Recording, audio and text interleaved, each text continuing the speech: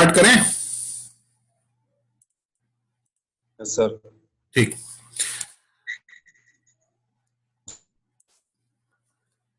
वो जो कल लास्ट टाइम मैंने डिस्कस किया था, मतलब जब हम क्लास को वाइंड अप कर रहे थे उस ड्यूरेशन में मैंने जो आपसे डिस्कशन किया था इसके रिगार्डिंग, जो हमारा एग्जीक्यूशन कैसे होता है, flow of execution in a function call, ये मैंने कल आपसे डिस्कस किया था।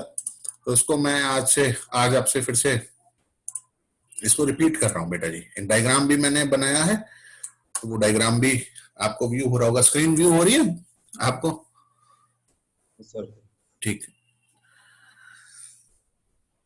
चलिए शुरू करते। Flow of execution in a function call.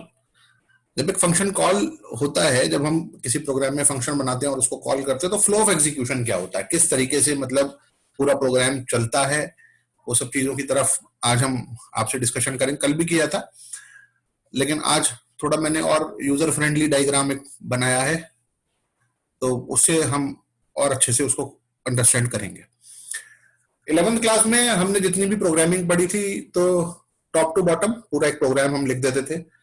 अब क्लास 12th में हमारे पास सिलेबस में फंक्शंस है पढ़ने के लिए। पिछले कुछ दिनों से हम फंक्शंस लगातार आपसे डिस्कस कर रहे हैं। तो उसमें एक सबसे इंपॉर्टेंट एस्पेक्ट ये आता है पढ़ने का कि जब प्रोग्राम में फंक्शन है तो प्रोग्राम किस तरीके से एग्जीक्यूट होता है। क्योंकि अगर नॉर्मल प्रोग्राम है तो वो तो टॉप टू बॉटम सारे स्टेटमेंट एग्जीक्यूट हो ही जाते हैं। होता है इसमें भी यही है, टॉप टू बॉटम सारे स्टेटमेंट एग्जीक्यूट होते हैं। लेकिन थोड़ा सा डिफरेंस ये होता है कि ऊपर फंक्शन लिखा हुआ है, जैसे यहाँ पर ये ऊपर फंक्शन लिखा हुआ है डेफ एवरेज, एक ये फंक्शन लिखा हुआ है बेटा जी। तो ये जो फंक्शन हमारे पास ये जो लिखा हुआ है फंक्शन, तो सबसे पहले तो यही लिखा हुआ है। अब आप कहेंगे कि ये तो एग्जीक्यूट हुआ नहीं, लेकिन ये एग्जीक्यूट कहां से होना शुरू होता है? ये एग्जीक्यूट जब होता है बेटा जी, जब आप उसको कॉल करते हैं। यहाँ पर देखिए, ये हमारे पास इसकी कॉलिंग लाइन है। जस्ट अ सेकेंड,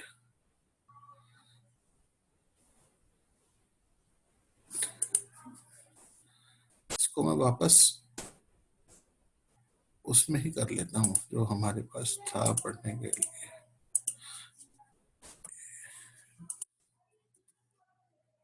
ये ही ठीक है, इससे ही ज्यादा हमें क्लियर है।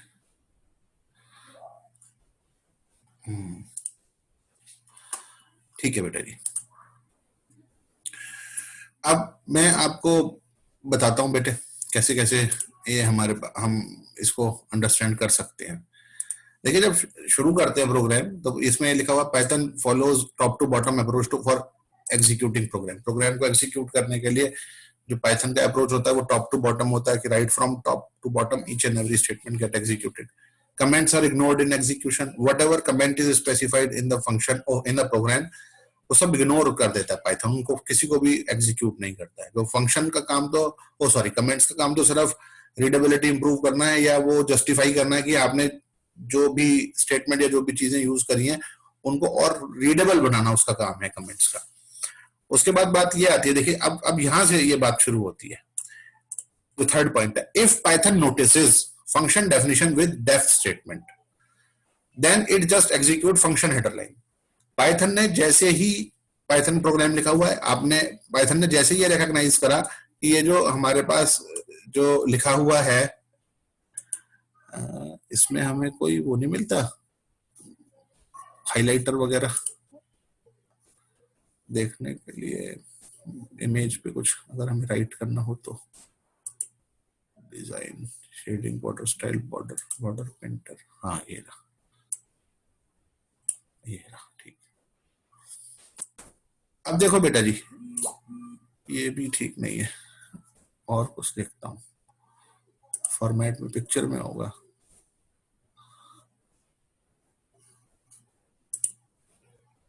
नहीं अभी नहीं है, सिलेक्शन पेन, चलिए कोई नहीं, इधर ही आ जाते हैं। चलो कोई बात नहीं, कोई उसमें हाइलाइटर है नहीं, इसको मैं बताता हूं आपको। If Python notices function definition, function मिल गया डेफ एवरेज, ये फंक्शन का हेडर मिल गया डेफ एवरेज ए। तो जैसे ही उसको ये मिल जाता है ना फंक्शन का हेडर, तो बस उसका काम क्या है, बस फंक्शन के हेडर को पढ़ता है और rest of the program, rest of the function के अंदर जितना कुछ भी लिखा हुआ है वो सबको स्किप कर देता है। कहां से कहां तक स्किप कर देगा? ये l equal to length a लिखा हुआ है और रिटर्न एवरेज, यहां तक ये इन सब चीजों को ये स्किप कर देगा बेटा, इतना एरिया को स्किप कर देगा। ये जो फंक्शन के जस्ट आफ्टर कौन सी लाइन लिखी है? l इक्वल टू लेंथ है, इसे भी स्किप कर देगा, सम इक्वल टू 0 को भी स्किप कर देगा, फॉर लूप को, सम को, एवरेज को, रिटर्न को। यानी कि फंक्शन के बॉडी में whatever is written that all get skipped, वो सब स्किप हो जाएगा। दैट इज ये लिखा हुआ if either notices function definition with def statement then it just execute function header line and skip all the statement in the function body, that is till function end or return statement found। या तो function and हो जाए, मतलब last statement आ जाए function का, या return statement उसको मिल जाए। तो यहां तक वो सारा कुछ है फंक्शन के पूरे बॉडी को वो क्या करता है बेटा, फंक्शन के पूरे बॉडी को वो स्किप कर देता है। उसके बाद A function in Python program is called by function calling statement। जब फंक्शन की कॉलिंग कहां से होती है, फंक्शन कॉल कहां से होता है? फंक्शन कॉलिंग स्टेटमेंट से होता है। अब result equal to average data, ये फंक्शन कॉलिंग स्टेटमेंट है बेटा। मेन प्रोग्राम में आए, मेन प्रोग्राम में क्या लिखा हुआ है? एक लिस्ट बना डेटा, फिर हमने n का वैल्यू यूजर से इनपुट कराया, enter number of elements you want to enter, जितने भी एलिमेंट नंबर एंटर करना चाहता है 5 7, हमने हम फॉर एग्जांपल 5 एलिमेंट्स का लिया है। उसके बाद एक लूप मूव किया 0 से n तक, लेट n की वैल्यू 5 इनपुट करी तो 5 एलिमेंट्स इनपुट हो गए, डेटा डॉट अमेंड e, और वो लेट 5 एलिमेंट्स से 2 6 11 और 42 8, तो इस तरीके से वो डेटा के लिस्ट में, वो जो डेटा जो है हमारे पास लिस्ट, उसके अंदर ये स्टोर हो जाएंगे। आफ्टर दैट ये स्टेटमेंट एग्जीक्यूट हुआ, result equal to average data. As this statement get execute, देखिए मैंने यहाँ पर एक चीज बताई हुई है, डेटा को बताया हुआ है मैंने एक्चुअल पैरामीटर, और मैंने ए को बताया हुआ फॉर्मल पैरामीटर। ये मैंने आपसे कल भी डिस्कस किए थे कौन से एक्चुअल और कौन से फॉर्मल पैरामीटर्स होते हैं। Actual parameters are those parameter which supply with in the parenthesis of the function while calling the function. Function की कॉलिंग के टाइम पर पैरेंथेसिस में जो कुछ भी हम लिखते हैं वो एक्चुअल पैरामीटर होता है, और फंक्शन की डेफिनेशन के टाइम पर पैरेंथेसिस के अंदर जो मेंशन करते हैं वो फॉर्मल पैरामीटर होता है। ठीक है साहब। जैसे ही फंक्शन क्या होता है बेटा जी, जैसे ही फंक्शन एग्जीक्यूट होता है, जैसे ही फंक्शन का कॉलिंग स्टेटमेंट एग्जीक्यूट होता है, तो control is transfer from, control कहां से ट्रांसफर होता है? फंक्शन कॉलिंग स्टेटमेंट से फंक्शन की बॉडी के पास आ जाता है। ये एक आपको ये यहाँ पर आपको एक एरो, मैंने ये कर्व्ड एरो है, ये मैंने आपको दिखाया, जो एवरेज से जो फंक्शन के कॉलिंग स्टेटमेंट से मेन प्रोग्राम से जहां पर ये एक्चुअल पैरामीटर लिखा हुआ है वहां से ये फंक्शन के डेफिनेशन के पास वो जा रहा है। तो यहाँ पर भी मैंने आपको देखो यहाँ पर लिखा हुआ है, ये 4th पॉइंट जो लिखा हुआ है, a function in Python programme is called function calling statement. Function call किससे होता है? फंक्शन के कॉलिंग स्टेटमेंट से वो कॉल होता है, फंक्शन के कॉलिंग स्टेटमेंट से वो कॉल होता है बेटा जी। उसके बाद इन्होंने फिर हमने अगला पॉइंट लिखा, to call a function write function name. Function को कॉल करने के लिए हम फंक्शन का नेम लिखते हैं, जैसे फंक्शन का नेम एवरेज लिखा बेटा जी हमने यहाँ पर, और पैरेंथेसिस में पैरामीटर पास कर दिया। उसके बाद यहां पर लिखा है, a block of statement function body execute in execution frame. जैसे ही क्या होता है बेटा जी, अब फंक्शन को कॉल करते हैं तो कंट्रोल फंक्शन कॉलिंग स्टेटमेंट से फंक्शन के डेफिनेशन के पास जाता है, और एक ये वर्चुअल एग्जीक्यूशन स्पेस क्रिएट होता है। ये देखिए राइट साइड में, टॉप राइट में मैंने एक स्क्वायर बनाया है, अब स्क्वायर के अंदर ध्यान से देखें तो टॉप राइट में बेटा जी ये जो मैंने बनाया, इसको मैंने लिखा वर्चुअल एग्जीक्यूशन स्पेस या एग्जीक्यूशन फ्रेम, दोनों में से आप इसको कुछ भी कह सकते हैं। जैसे ही फंक्शन कॉलिंग स्टेटमेंट, जैसे ही फंक्शन कॉल हुआ, control transfer from main program to function, control main program से फंक्शन के पास गया, और फंक्शन एक वर्चुअल एग्जीक्यूशन स्पेस में एग्जीक्यूट होना स्टार्ट हो गया। वो किन वैल्यूज से स्टार्ट हो जाएगा बेटा एग्जीक्यूट होना? जो आपने पास करी है एक्चुअल पैरामीटर में। एक्चुअल पैरामीटर की अपनी कॉपी किस पर क्रिएट करी? फॉर्मल पैरामीटर पर। एक्चुअल पैरामीटर देखिए, डेटा जो है ये हमारे पास जो लिस्ट है ये 2 6 11 42 एंड 8 है। उसके बाद यही कॉपी हो गया ए पर, देखिए ए बिकम्स 2 6 11 42 8, क्योंकि डेटा ने अपनी कॉपी किस पर क्रिएट करी बेटा? ए पर। एक्चुअल ने अपनी कॉपी क्रिएट करी फॉर्मल पर। और ये पूरा फंक्शन जो कुछ भी लिखा हुआ है इसके अंदर, that all get executed what is written inside the function. बहुत सिंपल सा लिखा हुआ है, पहले लेंथ गेट हुई है, फिर एक वेरिएबल लेट कर लिया हमने सम इक्वल टू 0, और फिर सम कर लिया बेटा एक लिस्ट के एलिमेंट्स का, 2 6 11 42 और 8 का सम आ गया। कितना आ गया? 50, और 11 कितना हो गया? 61, 61 एंड 8, 50 और 11 61, 61 और 8 हो गया बेटा 69। रिजल्ट आ गया बेटा 69 सम के अंदर। फिर average equal to sum upon L, that means 69 upon 5, तो कितना हो गया? 69 अपॉन 5 13.8, 13.8, 13 5 जा 65, 8 5 जा 40, डेफिनेटली 13.8 एवरेज के अंदर आ गया 13.8 और वो रिटर्न हो गया। रिटर्न के वैल्यू किसके पास आ जाती है? रिटर्न के वैल्यू कहां पर आ जाती है बेटा? उसके पास आ जाती है वो जो वेरिएबल हमने यूज किया है। देखिए कॉलिंग स्टेटमेंट में फिर से आ जाइए, रिटर्न आप जहां पर रिटर्न एवरेज हुआ है आप एरो को फॉलो करिए, उसके कर्व्ड एरो को फॉलो करते हुए जैसे ही आप आए तो आपने देखा कि वो वैल्यू किसके पास आ गई? रिटर्न वैल्यू हमेशा किसके पास आ जाती है बेटा? जो वेरिएबल आपने असाइन करा है जिसके अंदर फंक्शन से वैल्यू आ रही है। तो क्या वैल्यू रिटर्न हुआ था बेटा? एवरेज रिटर्न हुआ था। ओ सॉरी, ये मैंने रिटर्न एल लिखा हुआ है, ये गलत लिखा हुआ बेटा। एग्जीक्यूशन स्पेस में जो रिटर्न एल लिखा हुआ है ये रिटर्न एवरेज है।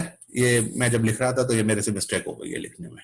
मैं करेक्ट करके आपको अपलोड करूंगा बेटा, ये डॉक्यूमेंट आपको करेक्ट करके दूंगा। आप फिलहाल इसको देख लीजिए जहां पर रिटर्न एवरेज हुआ है, रिटर्न एल नहीं है, ये रिटर्न एवरेज है। तो एवरेज रिटर्न होकर किसके पास आ गया? रिजल्ट के पास आ गया। और फिर उसके बाद जितने भी स्टेटमेंट बचे हुए हैं किसके अंदर? मेन प्रोग्राम में, वो सभी एग्जीक्यूट होने स्टार्ट हो जाएंगे।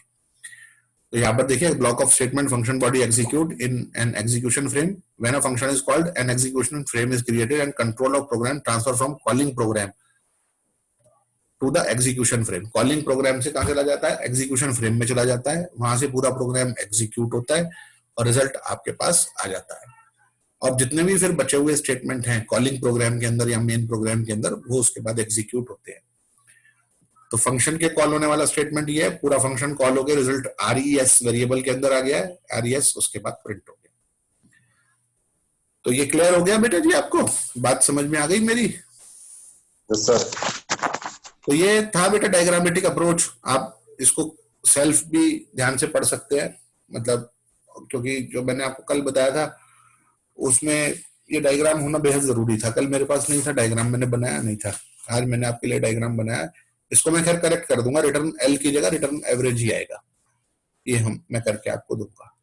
तो ये तो हमें क्लियर हो गया बेटा कि कैसे कैसे flow of execution in a function call.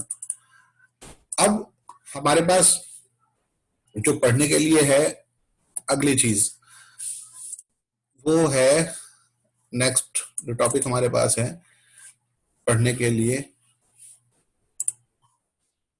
जो हमें पढ़ना है नेक्स्ट टॉपिक वो है बेटा जी passing list to the function. List को कैसे पास करते हैं? बहरहाल आपने अभी पढ़ा यही है कि लिस्ट को कैसे पास करते हैं फंक्शन में, जहां पर मैंने एवरेज कंप्यूट किया है। लेकिन फिर से देखें passing list to the function. अब हमारे पास कुछ टॉपिक जो पढ़ने के लिए रह गए हैं, वो एक तो टॉपिक हमारे पास रह गया है passing list to the function, दूसरा passing string to the function. List को कैसे पास करते हैं, स्ट्रिंग को कैसे पास करते हैं, टपल को कैसे पास करते हैं और डिक्शनरी को कैसे पास करते हैं। पास करने में तो कुछ भी नहीं है, आपने जो मेंशन कर दोगे, आप लिस्ट पास करोगे तो लिस्ट पास हो जाएगा, आपने टपल बनाया टपल पास हो जाएगा, आपने स्ट्रिंग बनाया स्ट्रिंग पास हो जाएगा, आपने डिक्शनरी बनाया डिक्शनरी पास हो जाएगा। तो अब मेन बात ये अंडरस्टैंड करने की है कि हमें बस इस बात का ध्यान रखना कि जो हम डेटा पास कर रहे हैं उसी का प्रोग्रामिंग हम उसके अंदर करें, क्योंकि पाइथन में कोई प्री स्पेसिफाइड डेटा टाइप तो होता नहीं है। बस हमें इस बात का थोड़ा सा ध्यान रखना है। चलिए ये देखिए एक ये example number 21, sum of elements of a list passed as argument. आपने एक लिस्ट को पास किया, ए को पास किया, इसके एलिमेंट्स का सम करना है। तो it is quite simple, s equal to s plus a है। अभी भी हमने एवरेज पढ़ा है तो वहां भी हम सम करके ही आए हैं बेटा जी। तो it is quite easy. Main program यहाँ से हमारे पास है, एक हमारे पास एल लिस्ट है, फिर नंबर ऑफ एलिमेंट हमने यूजर से इनपुट करा लिया कितने वो एंटर करना चाहता है। उसके बाद एक लूप हमने लगाया, सपोज कीजिए यूजर 5 एलिमेंट इनपुट करना चाहता है तो लूप मूव्स 5 टाइम्स, या जितने भी एन की वैल्यू आप मेंशन कर देंगे उतने टाइम्स लूप मूव करेगा। ई के अंदर वैल्यू आती रहेगी, लिस्ट के अंदर वो अपेंड होता रहेगा। फिर ये फंक्शन कॉल हुआ, क्वाइट सिंपल। जैसे ही फंक्शन एग्जीक्यूट हुआ बेटा जी, ये k equal to sum list l as the statement get executed, l copies itself onto a। पूरा फंक्शन के अंदर जो भी कुछ लिखा हुआ सब एग्जीक्यूट होगा। क्या लिखा हुआ है फंक्शन के अंदर? एक सम करने का प्रोसेस लिखा हुआ है। वो रिटर्न होकर वैल्यू किसके पास आ जाएगी? k के पास आ जाएगी। It get printed on the screen. Right side में आउटपुट लिखा हुआ है। Enter number of element that you want to enter. 5 element हम एंटर करना चाहते हैं। एंटर एलिमेंट पहले 2, फिर 6, फिर 11, फिर 42, फिर 8 इनपुट किया, सम आ गया 69। नेक्स्ट प्रोग्राम आप देखें, ये है मैक्सिमम एलिमेंट डिटरमाइन करना। तो मैक्सिमम एलिमेंट का फंडा वही है, फर्स्ट एलिमेंट को मैक्सिमम मान लेते हैं और मैक्सिमम से बड़ा कोई एलिमेंट मिल जाता है, AI ग्रेटर देन मैक्स, ये लिखा। अगर मैक्सिमम से बड़ा एलिमेंट मिल जाता तो max become that element, max equal to AI, जो हमने पढ़ा है सिंपल। बस वही हमने फंक्शन के अंदर लिखना है। या हमने उसको कॉल कर लिया, k equal to max list L। पहले क्या करा, पहले एक लिस्ट के अंदर एलिमेंट्स इनपुट कराए। ये देखिए ये फॉर लूप जो है, ये 3 लाइन जिन्हें मैंने सेलेक्ट किया है, ये क्या कर रहा है बेटा, लिस्ट के अंदर एलिमेंट्स को इनपुट करा रहा है। उसके बाद फंक्शन मैंने कॉल कर लिया। तो 2 6 11 42 8 5 एलिमेंट मैंने एंटर करे, तो 42 इज द लार्जेस्ट नंबर, तो उसने उसको शो कर दिया कि 42 एक लार्जेस्ट नंबर है। उसके बाद बेटा जी अगला प्रोग्राम में लिस्ट को अरेंज करना असेंडिंग ऑर्डर में यूजिंग बबल सॉर्ट मैकेनिज्म। तो ये फंक्शन बना लिया सॉर्ट करने के लिए। आप जानते ही हैं सॉर्टिंग में एडजेसेंट एलिमेंट कंपेयर होते हैं, अगर वो प्रॉपर ऑर्डर में नहीं है तो एक्सचेंज हो जाते हैं। तो ये कंडीशन मैंने लगा दिया, AI greater than AI plus 1। अगर ith element I plus 1th element से बड़ा है तो एलिमेंट्स गेट इंटरचेंज्ड। ये इंटरचेंज हो गया और सब काम वही करा बेटा जी। ये हमने सब काम हमने वही किया हुआ है क्या, कि यूजर से एलिमेंट इनपुट कराए हुए हैं। ये देखिए ये एलिमेंट इनपुट करा लिए फॉर लूप लगा के लिस्ट के अंदर और फंक्शन कॉल कर लिया। ये किसी भी वैल्यू को रिटर्न नहीं कर रहा है, इसलिए यहाँ पर किसी वेरिएबल की रिक्वायरमेंट भी नहीं है वैल्यू को गेट करने के लिए, क्योंकि ये नॉन रिटर्निंग फंक्शन है। ये फंक्शन के अंदर ही सेल्फ प्रोसेस कर रहा है। ये जितने भी फंक्शन मैं आपको दिखा रहा हूँ, इसमें आपसे डिस्कस कर रहा हूँ, ये सब मैं आपको अपलोड कर दूंगा ड्राइव में, आप वहां से उनको एग्जीक्यूट करा के देख लीजिएगा डाउनलोड करके। उसके बाद passing string to the function. How to pass string, quite simple. List pass करी थी, यहाँ पर स्ट्रिंग पास करा। वो वहां पर लिस्ट का मैकेनिज्म लगाया था, यहाँ पर आप स्ट्रिंग का मैकेनिज्म लगा लीजिए। जैसे ब्लैंक स्पेसेस काउंट करने हैं आपको, तो एस के अंदर एक स्ट्रिंग इनपुट करा लिया, एस के अंदर वो स्ट्रिंग आ गया। तो मैंने स्ट्रिंग जो माना, जो यूजर ने इनपुट करा, carry umbrella and raincoat when it rains, एक स्ट्रिंग है। तो ये एस है इनिशियली, इसने अपनी कॉपी किस पर क्रिएट करी, एसटीआर पर। तो आप वही 0 से लेकर एल तक मूव किया आपने। मैंने यहाँ पर 1 लिख दिया, 1 गलत लिखा है, 0 से मुझे स्टार्ट करना चाहिए था। आई हैव टू, मतलब we have to start from 0 and move up to size -1। 0 से साइज -1 तक हमने मूव किया, और जहां पर भी ब्लैंक स्पेस मिल जाता है तो counter get increased by 1, b equal to b plus 1, और जो b के अंदर रिजल्ट आ गेट रिटर्न। तो आप खुद देख रहे हैं बेटा, 1 2 3 4 5 6 blank spaces are there, 6 blank spaces हैं, तो रिजल्ट आ गया हमारे पास 6। नेक्स्ट जो मैंने बनाया है, convert each upper case character. ये देखिए कैरेक्टर की स्पेलिंग भी मैंने गलत लिखी, करेक्ट ठीक कर दूंगा बेटा जी मैं इसे। Convert each upper case character in a passed string to the lower case. Upper case character को लोअर केस में कन्वर्ट करेगा। आपने स्ट्रिंग इनपुट कराया कंप्यूटर, यहाँ पर कैपिटल C, कैपिटल T और कैपिटल E है, तो देखिए इसे लोअर केस में कन्वर्ट कर दिया। तो वही हमारे पास अपर केस को लोअर केस में कन्वर्ट कराने का फंडा है, बहुत सिंपल सा। अगर वो इज अपर है, stri.isUpper, वो जो 11th क्लास में हमने प्रोग्रामिंग पढ़ी है वही फंडा उसके अंदर लगाया, तो उसको हमने लोअर केस में कन्वर्ट कर लिया। स्ट्रिंग के लिए नया स्ट्रिंग एक NSTR हमने ले लिया था, क्योंकि एग्जिस्टिंग स्ट्रिंग में आप कोई चेंज नहीं करा सकते, क्योंकि स्ट्रिंग क्या होता है, इम्यूटेबल होता है। स्ट्रिंग का नेचर होता है immutable, that's why you are not allowed to change inside the existing string. Existing string में आप कोई भी चेंज नहीं कर सकते हैं। तो उसके लिए आपने क्या काम किया बेटा जी, एक नया स्ट्रिंग आपने लेट कर लिया, प्रोसेस कराते गए, रिजल्ट आता रहा, उसके अंदर आपने कनकैट करा लिया। नेक्स्ट हमारे पास ये है, display only those words from the string which are starts with upper case vowel, जो अपर केस वॉवल से स्टार्ट होते हैं। तो मैंने लिखा carry umbrella and raincoat when it rains, okay, साथ में ओके भी है मेरा डेटा। तो we have 1 umbrella and it and okay. We have 4 words that starting with vowel, but only 2 words we have that starting with uppercase vowel, which is umbrella and end. तो result आ गया ना, word is umbrella and and, 2 words हैं हमारे पास। तो मैंने condition लगा दिया, अगर S0 यानी कि लिस्ट का जो पहले तो मैंने वो जो स्ट्रिंग है उसको स्प्लिट कर लिया, स्प्लिट करके एक लिस्ट बना लिया, वर्ड बाय वर्ड कन्वर्ट हो गई बेटा। उसके बाद हर वर्ड का फर्स्ट कैरेक्टर देख लिया, S0 अगर A है, E है, I है, O है या U है, तो वो वर्ड मैंने प्रिंट करा दिया। तो only 2 words are there which are starting with upper case vowel, umbrella है, first one is umbrella and second one is and. Next, passing tuple to the function, very simple. Maximum element determine करना है tuple से, बिल्कुल वही हमारे पास फंडा है। Max equal to first element, tuple के फर्स्ट एलिमेंट को हमने मैक्सिमम मान लिया, एक एक करके मैनिपुलेट कराया। For E in T, E greater than max है तो मैक्स बिकम्स ई, मैक्स को रिटर्न कर लिया। टपल के अंदर 5 एलिमेंट हमने इनपुट करे, 2 6 11 42 एंड 8, मैक्सिमम एलिमेंट आ गया हमारे पास 42। कॉल करने का तरीका वही है जैसे सभी फंक्शंस को कॉल करते हैं। लिस्ट पास करनी होती है तो लिस्ट पास कर देते हैं, स्ट्रिंग पास करनी होती है स्ट्रिंग पास कर देते हैं, इंटीजर पास करना होता है इंटीजर पास कर देते हैं, जो भी पास करना होता है वो हम वैल्यू, वैसी वैल्यू लेके हम उसको पास कर देते हैं। ये टपल के अंदर एलिमेंट इनपुट कराने का फंडा है। Tuple equal to tuple plus parenthesis के अंदर हम जो वेरिएबल है जो इनपुट कराना है उसके बाद क्या लगाते हैं, कॉमा लगा के हम इसको एंटर कर लेते हैं बेटे। ये आपने सब 11th क्लास में पढ़ा हुआ है, बस मैंने तो आपको फंक्शन में उसको तब्दील करके बताया कैसे कैसे आपने बनाया। टपल के एलिमेंट्स प्रिंट करने हैं। एक टपल है, टपल के अंदर, टपल क्या है, टपल हमारे पास इम्यूटेबल है, immutable sequence of data, immutable sequence है। जैसे लिस्ट है वो म्यूटेबल सीक्वेंस है, टपल इम्यूटेबल सीक्वेंस है। लिस्ट में भी कितनी भी टाइप के एलिमेंट्स आ सकते हैं, टपल के अंदर भी। तो मैंने टपल के अंदर एक इंटीजर ले लिया, एक रियल वैल्यू ले ली, एक स्ट्रिंग ले लिया और एक लिस्ट ले ली। टपल के अंदर भी एक लिस्ट ले ली। तो ये मैंने एक टपल लेट किया है, ठीक है। और एक मैंने मेथड बनाया show tuple T for E in T, एक एक करके एलिमेंट प्रिंट हो गए।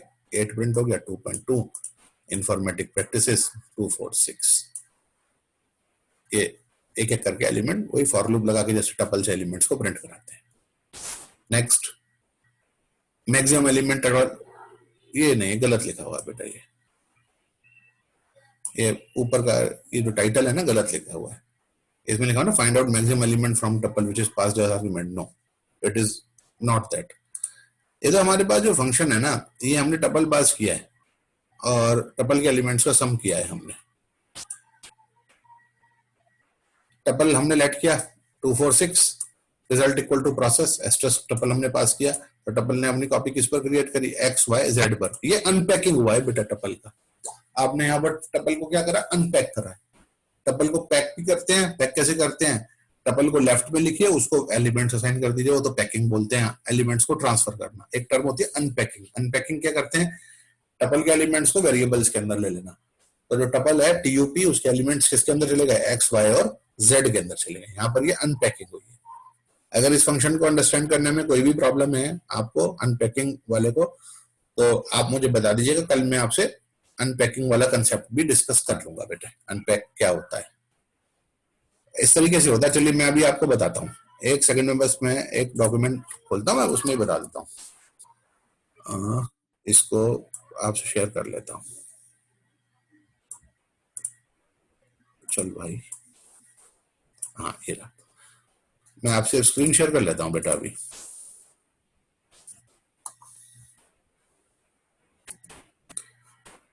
शेयर, ये देखिए आपने लिखा t equals to 1, 2, 3, 4।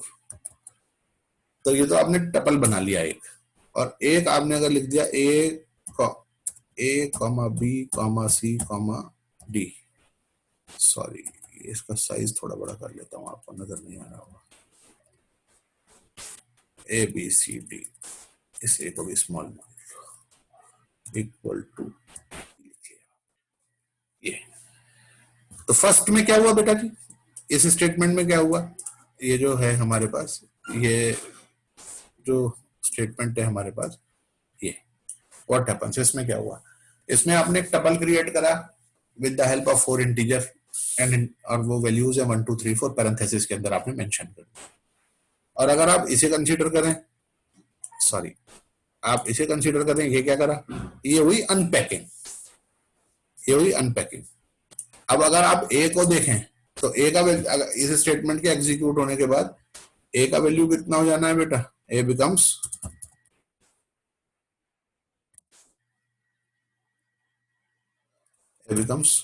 Sorry 1, a becomes 1, b becomes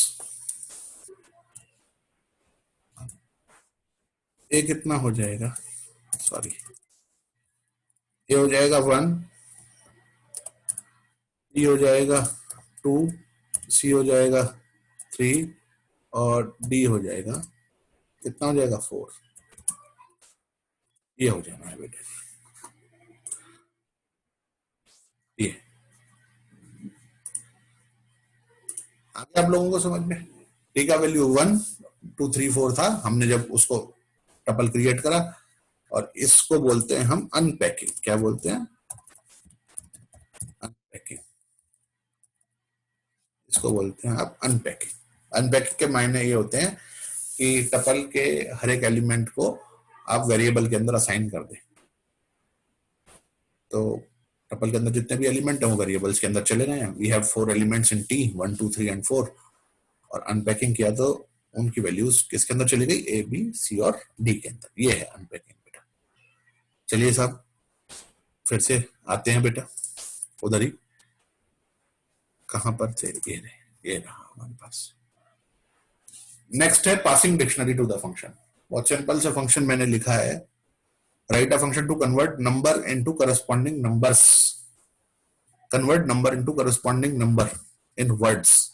जैसे आपने 2020 इनपुट करा तो नंबर इज 2020 और रिजल्ट आ गया 2020। बहुत सिंपल है। मेन प्रोग्राम से देखिए आप, इन 5 लाइनों को पढ़िए।